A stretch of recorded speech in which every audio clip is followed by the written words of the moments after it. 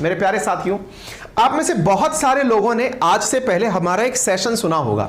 अपना जो दूसरा YouTube चैनल है अंकित इंस्पायर्स इंडिया के नाम से, वहां पर हमने आज से लगभग 3 महीने पहले एक सेशन किया था। क्या सेशन था कि अफगानिस्तान में छिपा हुआ है 74 लाख करोड़ का खजाना और उसे निकालने के लिए चीन बेसब्री से काम कर रहा है। ऐसी स्थिति में तालिबान ने चीन के साथ में डील की थी। यह खबर हमने आपके साथ साझा की थी लगभग 3 महीने पहले। यह खबर असल मायने में खबर किस चीज के लिए थी? ऑयल की डील के लिए थी। ऑयल की डील के लिए थी। हाँ जी, मेरी आप सबसे भी एक छोटी सी और गुजारिश है। कुछ बच्चे हमें सुपर थैंक्स भेजते हैं, मुझे बीच में ही इस बात को बोलना पड़ रहा है। सुपर थैंक्स के नाम पर बहुत सारा धन आप लोग हमें भेजते हैं, है ना। मेरा आपसे निवेदन है, विद्यार्थी वर्ग जो पढ़ रहा है, जो अभी पेरेंट्स की कमाई से पढ़ रहा है ना, उनसे गुजारिश है कि कृपया करके ऐसी चीजें ना करें। वो पैसा पेरेंट्स का है। हाँ, जिस दिन आप लायक बन जाए ना, हमारी वजह से आपको लगता हो कि मैंने 2 पैसे कमाना सीख लिया है, जीवन जीना सीख लिया है, आप अपने पैरों पर खड़े हो गए हैं, मेरे अकाउंट खाली हैं आपके लिए, जितना चाहो धन डाल देना, ठीक है। लेकिन जब तक पेरेंट्स के साथ आप हैं या पेरेंट्स के पैसे से आप पढ़ाई कर रहे हैं, अभी तक आत्मनिर्भर नहीं हुए हैं, आप बस दुआएं देते रहिए। उससे बड़ी कोई और मेरे पास आपकी दुआएं और प्यार, उससे बड़ी कोई करेंसी नहीं है, है ना।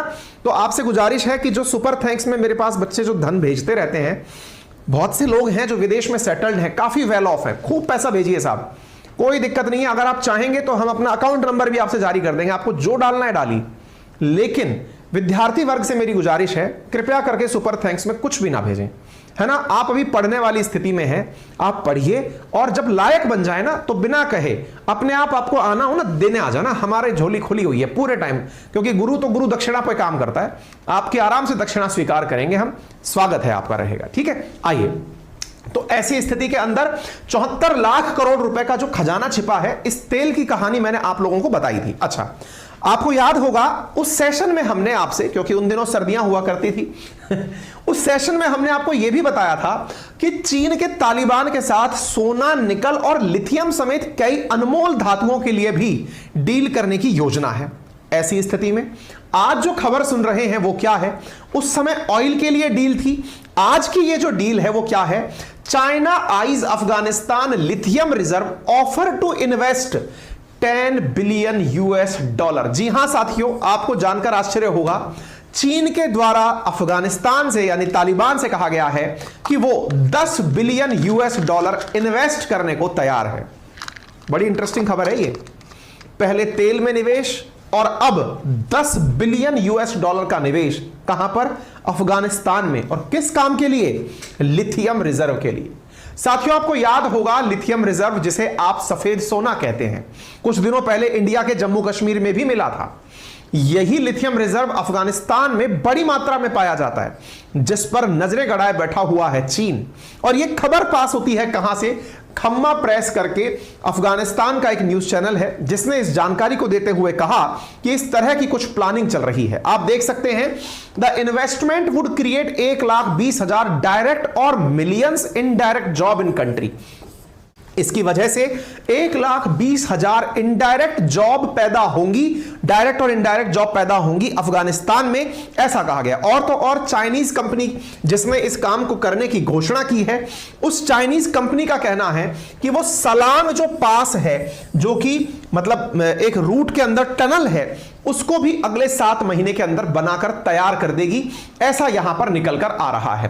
कहने का अर्थ यह है कि चीन की एक कंपनी यहां आकर इन्वेस्टमेंट करने आ रही है, जिसका नाम गोचिन है।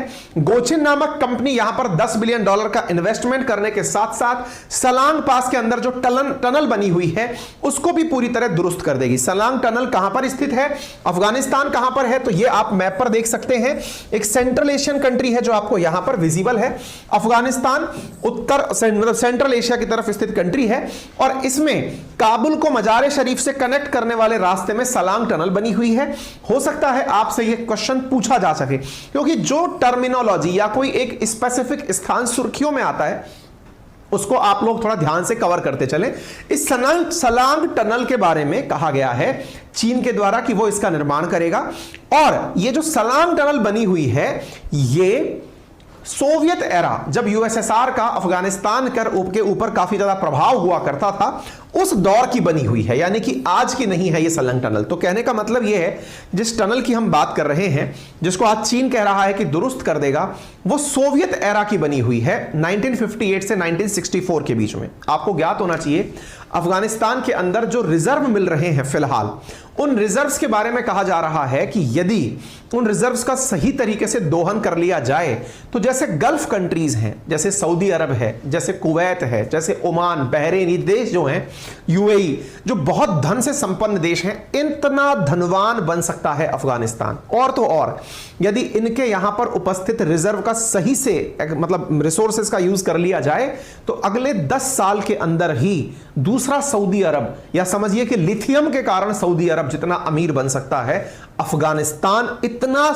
मतलब यहां पर जमीन में रिजर्व है। हम बताएंगे आज के सेशन में कि अफगानिस्तान के पास में कितना माइंस और मिनरल्स प्रेजेंट है, आज के सेशन में हम आपको बताएंगे। ये वो तस्वीरें हैं जिसमें चाइना के विदेश मंत्री के द्वारा अफगानिस्तान के, जो वर्तमान में अफगानिस्तान है उसके जो कार्यवाहक विदेश मंत्री हैं, उनसे मुलाकात की गई समरकंद के अंदर, और वहां पर यह निर्णय लिया गया। ठीक है ना। आपको मालूम होना चाहिए कि चीन का एक बहुत ही शानदार ऑब्जेक्टिव यह है, अगर आप एक बार के लिए मैप को देखें तो आप इस बात को समझ भी पाएंगे। एक बार मैं आपको दिखाता हूं, ध्यान से देखने का कष्ट करें आप।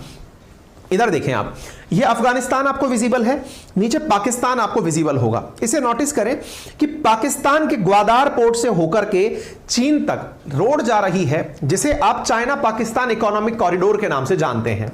ये China Pakistan economic corridor belt and road initiative के तहत बनाई गई है, यानी कि इसको बनाने का एक खास मकसद था, बेल्ट एंड रोड इनिशिएटिव, जिसके माध्यम से इस सड़क का निर्माण किया गया है। साथियों, ये जो बेल्ट एंड रोड इनिशिएटिव के तहत चाइना पाकिस्तान इकोनॉमिक कॉरिडोर बना हुआ है, इसके साथ में चीन चाहता है कि अफगानिस्तान के अंदर यहां से अगर लिथियम रिजर्व्स का दोहन कर लिया जाए तो वो इन्हें निकालकर इस रोड के माध्यम से, इस रास्ते के माध्यम से चीन के अंदर ले जाए। हालांकि यह रास्ता भारत का ही जो पाकिस्तान ऑक्यूपाइड कश्मीर वाला हिस्सा है, वो वाले हिस्से से होकर गुजरता है। इस वजह से यहां ध्यान देने वाली बात क्या है कि इस अफगानिस्तान के एक तरफ पाकिस्तान है, एक तरफ इसके ईरान है। ध्यान से देखने वाली बात यह है कि पाकिस्तान को साथ में इसलिए ले रहा है चीन, क्योंकि यहां से अगर माल निकाला तो लेकर जाने के लिए उसे कहीं ना कहीं से या तो रोड मार्ग का या रेल मार्ग की आवश्यकता पड़ेगी। ध्यान से समझिएगा साथियों, यदि रोड के माध्यम से माल ले जाया गया तो माल ले जाने के लिए चाइना पाकिस्तान इकोनॉमिक कॉरिडोर बहुत ज्यादा काम आएगा। इसलिए अफगानिस्तान का कोई भी काम विदाउट पाकिस्तान नहीं हो सकता। ध्यान से सुनिएगा, बहुत इंपॉर्टेंट साथियों ये बात है। अफगानिस्तान में कोई भी काम चीन पाकिस्तान के बिना नहीं कर सकता, क्योंकि अफगानिस्तान एक लैंडलॉक कंट्री है। लैंडलॉक कंट्री का मतलब हुआ कि उसको कोई भी समुद्री सीमा प्राप्त नहीं हो रखी है। इसका अर्थ क्या हुआ, जब समुद्री सीमा प्राप्त नहीं है तो वहां से माल निकाल के ले कैसे जाओगे? आपकी मजबूरी है, आप पाकिस्तान के रास्ते निकलोगे या फिर ईरान के रास्ते निकलोगे। ईरान का रास्ता कैसे, आपको मालूम होना चाहिए। अफगानिस्तान और ईरान के बीच में भी यहां पर पूरा रोड मार्ग है, जिसको आपने याद होगा इंडिया के द्वारा भी जिसे यूज किया जाता है अफगानिस्तान में अनाज पहुंचाने के लिए, जो कि ईरान के पोर्ट से होकर निकलता है। ऐसी स्थिति में चीन ने दोनों देशों को अपने साथ लिया अफगानिस्तान के अंदर काम करने के लिए। कौन से देश? ईरान को भी साथ पकड़ा, पाकिस्तान को भी साथ पकड़ा। इसके बाद में वो निकलकर अगले देश की तरफ जाता है और वहां जाकर के वो समरकंद के अंदर, उज्बेकिस्तान के अंदर, यानी फिर से एक और देश पकड़ता है और वहां जाकर के इन सब से मुलाकात करता है। पाकिस्तान, ईरान, अफगानिस्तान और एक पार्टी जो कि रशिया है, उसे भी अपने साथ बुला लेता है। इन सब के साथ में चीन यहां एंट्री करता है। देखिए, चीन बड़ा डिप्लोमेटिक तरीके से दुनिया में वर्तमान में काम कर रहा है। कैसे? देखिए, उसने सऊदी और ईरान के बीच शांति स्थापित कराने के लिए हाथ मिलवा दिए। उसने यमन के अंदर जो है, हाल ही में यमन में शांति करवाने के लिए, हूती और हदियों के बीच में शांति कराने के लिए सऊदी की टीम भिजवा दी। शांति स्थापित हो गई। अच्छा, अमेरिका जिस तरह से अपने साथ लेकर जाता है नाटो एलाइज को या यूरोपियन यूनियन को, ठीक उसी प्रकार से यहां पर अफगानिस्तान के अंदर चीन के द्वारा जो काम किया गया वो क्या है? चीन के द्वारा अफगानिस्तान में जाते समय पाकिस्तान को, ईरान को, उज्बेकिस्तान को, कजाकिस्तान को, ये जो सेंट्रल एशियन कंट्रीज हैं, इनको लेते हुए साथ में चीन को लिया गया है ताकि इन सबके साथ मिलकर फैसला किया जा सके। हां, एक बालक का सवाल आ चुका है, फिर इंडिया क्या कर रहा है? सर बहुत सही सवाल पूछ रहे हैं आप कि ऐसी स्थिति में इंडिया क्या कर रहा है, क्योंकि इंडिया जब कुछ कर ही नहीं रहा है तो इंडिया केवल क्या गेहूं बेच करके ही खुश रह लेगा क्या? बड़ा सवाल होना चाहिए, और ये बड़ा सवाल जो है ये आपके हिसाब से काफी काम का भी है और हमारे हिसाब से भी काफी काम का। इसका मतलब क्या हुआ कि अगर ये सब काम हो रहे हैं तो देखिए, उज्बेकिस्तान के अंदर समरकंद है, वहां पर अफगानिस्तान, ईरान, पाकिस्तान, ये सब नेता मिलते हैं। उज्बेकिस्तान के साथ में यहां पे मुलाकात होती है। इंडिया क्या कर रहा है उसके लिए प्रतीक्षा करिए, मैं आपको सेशन के अंत में जरूर बताऊंगा, ठीक है? अच्छा, तो ये क्लियर हो गया। अच्छा, आगे बढ़ते हैं। तो ये मीटिंग हमने आपको बता दी।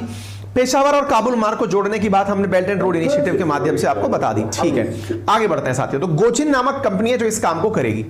आपको याद होना चाहिए, जिस लिथियम को निकालने की बात की जा रही है उसे व्हाइट गोल्ड के नाम से जाना जाता है, और वो हाल ही में जम्मू कश्मीर के अंदर भी मिला है। आपको याद होना चाहिए, दुनिया के 1/3 लिथियम भंडार पर चीन का अघोषित कब्जा है, या फिर यूं समझिए कि 1/3 भंडार जो है वो चीन के द्वारा ही कंट्रोल हो रहा है। या तो चीन के यहां पैदा हो रहा है, या फिर चीन ने जहां पैदा हो रहा है वहां अपनी कंपनी लगा रखी है। लिथियम का इतना महत्व क्यों है? लिथियम आज जितनी भी आप इलेक्ट्रॉनिक डिवाइसेस यूज कर रहे हैं, या फिर आने वाले समय में जो बैटरी से चलने वाले व्हीकल्स होंगे, उसमें जो सबसे महत्वपूर्ण जो रोल प्ले करेगा वो lithium ion battery role play करेगा। तो लिथियम आयन बैटरी का जो रोल है उसके लिए लिथियम की जरूरत है, और लिथियम जो है वो जिन देशों में मिल सकती है उन देशों में चीन प्रमुख है, चिली भी प्रमुख है, और चीन के सहायक देश भी प्रमुख हैं। भारत में हाल ही के अंदर जम्मू कश्मीर में इसके भंडार मिले हैं, जिसकी वजह से काफी ज्यादा खबर निकल के आई। दुनिया में मैं एक बार के लिए आपको बता दूं कि कौन से देशों में कितना कितना भंडार है। इधर देखिए, सबसे पहले बात करते हैं चिली की, जो दुनिया के अंदर सबसे पहले स्थान पर आता है, जिसके पास 92 लाख मेट्रिक टन भंडार पाए गए हैं। दूसरा स्थान है ऑस्ट्रेलिया का, तीसरा स्थान है अर्जेंटीना का, चौथा चीन का, और पांचवा अमेरिका का, जिनके पास खुद के पास लिथियम के जबरदस्त भंडार हैं।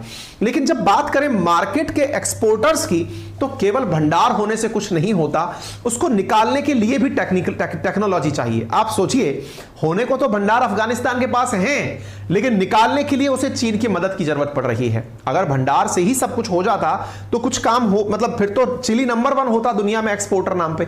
लेकिन नंबर 1 कौन है? चीन, जिसके पास में भंडार चौथे नंबर के हैं। वो एक्सपोर्टर नंबर 1 क्यों है? क्योंकि उसके यहां टेक्नोलॉजी है, इस वजह से नंबर 1 पर चीन है। इंपोर्टर्स में उसका पड़ोसी देश साउथ कोरिया, जो कि साउथ कोरिया बिल्कुल उसी कॉन्टिनेंट पे स्थित है।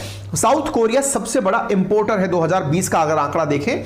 इसी प्रकार चिली नंबर 2 पर आता है। कितना जबरदस्त अंतर है, आप अंतर को नोटिस कर सकते हैं। फिर अमेरिका, रूस और नीदरलैंड इस प्रकार से आते हैं। भारत इंपोर्टर्स में चौथे नंबर पर आता है। उम्मीद है आपको यह जानकारी समझ में आ रही हो। 2020 का आंकड़ा था ये, ठीक है। चाइना के बारे में मैंने बता दिया, 1/3 ग्लोबल लिथियम भंडार के ऊपर ये कंट्रोल करता है। क्या काम आता है? बैटरी, ग्लास, लुब्रिकेंट, ट्रीटमेंट आदि सब के अंदर इसका उपयोग होता है। अफगानिस्तान के अंदर जो रिजर्व्स पाए गए हैं, यानी कि जिस तरह की संपत्ति वहां पाई जा रही है, उनमें अगर एक बार के लिए इन आंकड़ों को देखा जाए तो गजब का आंकड़ा निकल कर आता है। यानी अफगानिस्तान के पास में जितने माइंस एंड मिनरल्स पाए गए हैं, उनको अगर वस्तुओं में कन्वर्ट कर दिया जाए कि ये कितनी वस्तुओं के बराबर है, तो आप डेटा देखकर एक बार में चौंक जाएंगे। कैसे? मैं आपको दिखाता हूं। देखो, अफगानिस्तान में लगभग $1 ट्रिलियन के मिनरल्स उपस्थित हैं। अच्छा, मैं आपको यहां पर थोड़ी सी दिखाना चाहता हूं वैल्यू कितनी कितनी है। मेटल्स के बारे में कहा जाता है कि यहां पर इतना आयरन है कि उससे लगभग 2 लाख एफिल टावर बनाए जा सकते हैं। ठीक इसी प्रकार से यहां पर इतना कॉपर प्रेजेंट है कि उस कॉपर का अगर तार बनाया जाए तो धरती से चंद्रमा तक 14 बार केबल बिछाई जा सकती है। ठीक इसी प्रकार से यहां पर इतना एल्यूमिनियम है कि इसकी वजह से 500 बिलियन मैकबुक बनाए जा सकते हैं। यानी मैकबुक यानी एप्पल के जो लैपटॉप एल्यूमिनियम फ्रेम में आते हैं, कुछ इस प्रकार के एल्यूमिनियम फ्रेम के अंदर आपको दिखाई पड़ते हैं, इनको बनाया जा सकता है। ठीक है ना? इसी प्रकार से मतलब इस लेवल पर कंपैरिजन होता है। यहां पर इतना सोना है कि 3 लाख गोल्ड पाउंड के कॉइन यहां से बनाए जा सकते हैं। इतना मिनरल्स यहां पर प्रेजेंट है। इतनी सारी चीजें जब यहां प्रेजेंट है तो डेफिनेटली इनका दोहन करने के लिए कोई तो आएगा। कहते हैं कि इसके पास इतना मार्बल उपस्थित है कि इसकी वजह से वाशिंगटन मॉन्यूमेंट 13,000 बार बनाया जा सकता है। इसके पास डोलामाइट, लाइमस्टोन है ना, मतलब ये सब मिनरल्स भरपूर मात्रा में हैं। इन्हीं के दोहन के लिए ये सारे प्रयास किए जा रहे हैं। अब आप पूछेंगे सर ये चीन का गुड लक है कि चीन को इतना जल्दी ये बात पता चल गई कि यहां पर ये सब चीज स्थित है। जी नहीं, चीन को कुछ पता नहीं चला। चीन सबसे पुअर किस चीज में है? तो आंसर है रिसर्च में पुअर है। उसके पास अपना रिसर्च नहीं है, सारा काम चोरी का है। तो फिर बोले आप कहना क्या चाहते हैं? मैंने कहा सबसे पहली जो रिसर्च की थी वो की अमेरिकियों ने ही थी। हालांकि अमेरिका जब भी किसी देश पर हमला करता है बिना फायदे के हमला नहीं करता है, उसे वहां से कुछ लेना होता है। ऐसी स्थिति में अमेरिकियों को सबसे पहले यहां पर पता चला था कि यहां लगभग $1 ट्रिलियन के मिनरल रिजर्व अफगानिस्तान के अंदर स्थित हैं। वर्ष 2010 में जब अमेरिका की एक जियोलॉजिस्ट फर्म ने इतनी सारी जानकारियां दुनिया को निकाल करके दी थी, कहा गया था कि ये लिथियम से सऊदी अरेबिया ऑफ लिथियम बन सकता है। कौन? अफगानिस्तान। इसके पास इतना लिथियम है, इतना धन कमा सकता है ये। फिर आप पूछेंगे तो क्या चीन पहली बार यहां आया है? साथियों यहां पर आप तथ्य देखें, 2009 का आपको आंकड़ा दिखाई दे जाएगा। आप एक बार के लिए इस आंकड़े को देखें, होपफुली आपको विजिबल होगा। वर्ष 2009 के अंदर चीन के द्वारा यहां पर मल्टी बिलियन अफगान प्रोजेक्ट शुरू किया गया था। यानी चीन भी यहां पर पहले आ चुका है, लेकिन पहले अमेरिका यहां हुआ करता था। अमेरिका के होने से यहां के जो लोकल लोग थे वो अमेरिका का विरोध करने के साथ साथ हर विदेशी निवेश का विरोध करते थे। यही कारण है कि भारत के भी चाहे जो इन्वेस्टमेंट रहे हों उनका भी विरोध हुआ, क्योंकि उन्हें लगता था कि ये विदेशी लोग आकर के हमारे संसाधनों का उपयोग दुरुपयोग में करने वाले हैं। ऐसी स्थिति में चीन के साथ साथ चाहे भारत चाहे अमेरिका सबका वहां से मतलब बाहर निकाला गया। ठीक है, तो आप ऐसी स्थिति में देख सकते हैं। अब क्या है, 2021 की ये खबर आप देखते हैं, जैसे ही अमेरिका बाहर निकलता है चाइना फिर से यहां पर फोकस करने की कोशिश करता है कि भाई अब अमेरिका निकल गया, अब उसके प्राकृतिक संसाधनों पर अपन चल के अपनी कार्रवाई करते हैं। इस वजह से यहां पर लगातार अब चीनी लगातार आते जा रहे हैं। अब चीनी आ तो रहे हैं, लेकिन अब और भी तो ऐसे संगठन हैं, जैसे तालिबान ने शुरुआत में क्या किया ना, तालिबान ने अमेरिकी सेना को भगाने में बहुत बड़ा रोल निभाया, इसलिए तालिबान के हाथ में सरकार है, हालांकि उसे कोई रिकॉग्नाइज नहीं कर रहा है। ऐसी स्थिति में अब और भी तो आतंकी संगठन है। जैसे होता क्या है, जब भी कोई एक नया पायनियर आता है किसी फील्ड के अंदर, मान लो कि कोई एडटेक कंपनी है जिसने कुछ काम शुरू किया, उसकी देखा देख 100-200 लोगों ने काम शुरू कर दिया कि ऐसे ही करना है। जैसे करंट अफेयर का शो है जिसका किसी व्यक्ति ने शुरू किया होगा, आज हजारों से ज्यादा करंट अफेयर के शो चल रहे हैं। मतलब कोई एक काम शुरू कर दे तो बाकी सब लोग पीछे शुरू हो जाते हैं कि यही करना है अब तो। ऐसी स्थिति में एग्जैक्टली चीन इसके साथ हुआ, अफगानिस्तान के साथ क्या हुआ। अफगानिस्तान में तालिबान के द्वारा जब सत्ता पाई गई तो और आतंकी संगठनों को लगा बेटा जब तुम सत्ता पा सकते हो तो हम भी तो पा सकते हैं, सरकार में रहना किसे बुरा लगता है। तो भाई वहां पे और जो आतंकी संगठन थे उन्होंने अफगानिस्तान में तालिबान के शासन के अंदर ही जो और बाहरी लोग आ रहे थे उनको मारना शुरू कर दिया, चाहे फिर आईसिस हो चाहे वहां पर बने हुए अन्य आतंकी संगठन हो। ऐसी स्थिति में चीनियों को टारगेट करके मारना शुरू किया। आप इधर देख सकते हैं 6 मार्च 2023 की खबर है, यहां पर चाइनीज लोगों को मारना शुरू किया और संगठनों ने। क्यों? क्योंकि जब तक मारेंगे नहीं तब तक खुद की वैल्यू कैसे करेंगे, क्योंकि मार के ही तो उन्होंने अमेरिका को भगाया, इतनी वैल्यू कराई है। तो और आतंकी संगठनों पर भी मारना पीटना शुरू कर दिया। तो ऐसी स्थिति में फिलहाल जो बड़ी इस समय जिम्मेदारी है वो क्या है? बड़ी जिम्मेदारी यह है अफगानिस्तान की कि वो चीनियों को सही से सुरक्षित रख पाए। चीनियों को सुरक्षित तो तब रखे जब अपने पड़ोसी पाकिस्तान को सुरक्षित रख पाए। हालांकि आपको याद होगा पाकिस्तान ने अपना एनवॉय बहुत लंबे समय पहले अफगानिस्तान से बुला लिया था, अपना जो प्रतिनिधि था, राजदूत था। क्यों बुला लिया था? क्योंकि उसे यह लगता था कि भाई पाकिस्तान की तरफ से अगर हम गए वहां पर, अपन जाकर के अगर जम गए तो अफगानिस्तान के जो और आतंकी संगठन थे उन्हें लगा कि भाई साहब तुम तो हमारे यहां पर कलेश कराने वाले आदमी हो, तुम यहां करोगे क्या? तो एम्बेसी के सामने गोले फेंक करके पाकिस्तानियों को पहले भगा दिया था। हालांकि अब पाकिस्तान को चीन का आदेश मिला है कि सुनो बेटा, तुमको आज के लिए ही दोस्त बनाए थे, अब तुम जाओ और जाकर के अपनी एम्बेसी वहां वापस खोलो। तो हुआ भी यही है, पाकिस्तान अपने एनवॉय को वापस भेज रहा है। कहां पर भेज रहा है? अफगानिस्तान में, कि बेटा तुम जाओ दोबारा से और अपनी दुकान दोबारा खोलो। पाकिस्तान की एम्बेसी जिसके ऊपर 2022 में अटैक हुआ था, जिससे पाकिस्तानी डर के भागे आए थे, चीन के कहने पर पाकिस्तानी अपने एनवॉय को अब फिर से वहां भेज रहे हैं, भैया जाओ दुकान लगा लो अपनी जाकर के, हम वापस आ रहे हैं। ठीक है, तो आप यहां पर इन खबरों को देख सकते हैं कि पाकिस्तान फिर से अफगानिस्तान के साथ अपनी जो दोस्ती है वो इसलिए बढ़ाना चाह रहा है क्योंकि चीन का आदेश है कि दोस्ती नहीं बढ़ाए तो मार डाले जाओगे। ठीक है, अच्छा।